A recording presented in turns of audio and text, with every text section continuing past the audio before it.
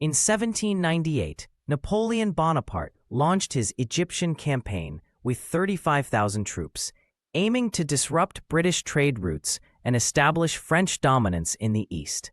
His forces included not just soldiers, but also scholars, tasked with documenting Egypt's ancient wonders.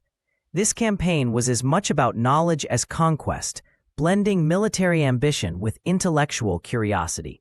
Napoleon saw Egypt as a stepping stone to global power, unaware of the myths his journey would later inspire. On July 1, 1798, French forces captured Alexandria after a fierce battle. The city, founded by Alexander the Great, became Napoleon's first stronghold. Locals watched warily as foreign troops unloaded cannons and supplies. The French quickly imposed new laws, but cultural clashes simmered beneath the surface. This moment marked the beginning of a turbulent 3-year occupation that would reshape Egypt's modern history. Marching toward Cairo, Napoleon's army faced relentless heat, dwindling water supplies, and Bedouin attacks. Temperatures soared above 40 degrees Fahrenheit, and over 1,000 soldiers died of thirst or disease. The desert became an enemy as formidable as any army. This suffering forged a desperate camaraderie among troops, but also sowed seeds of superstition, omens they'd later attach to the Sphinx. When Napoleon's army reached Giza in July 1798, they found the Sphinx half buried in sand, its nose already missing for centuries. Sketches by accompanying scholars show the monument's eroded state. Contrary to myth, Arab historian al-Makrizi recorded the nose's destruction in the 14th century by a Sufi fanatic, yet the French arrival reignited speculation about its fate. Local Bedouins told Napoleon that the Sphinx's nose was destroyed by 14th-century cleric Saim al-Dar, who opposed idol worship. Arab chronicles confirm this, but French troops, unfamiliar with the language, misinterpreted gestures as blaming them.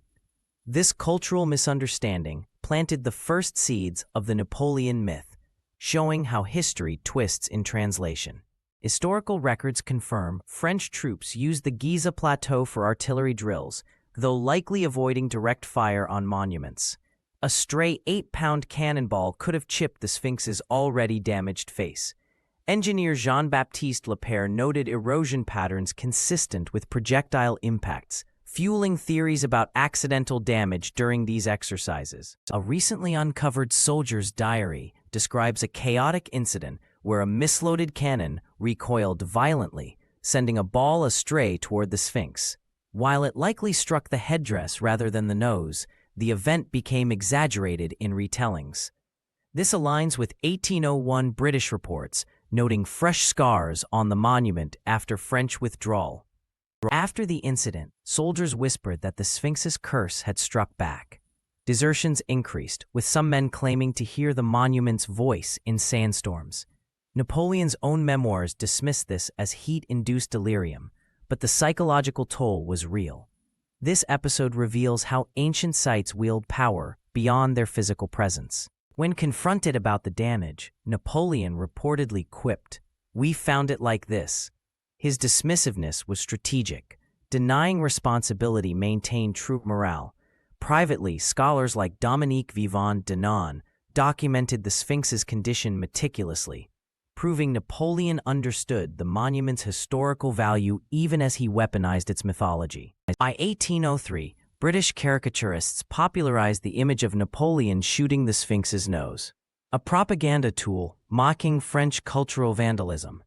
The myth endured because it encapsulated colonial tensions. Today, 68% of tourists still believe Napoleon was responsible. This reveals how historical facts are often shaped by the victor's narratives rather than archaeological truth.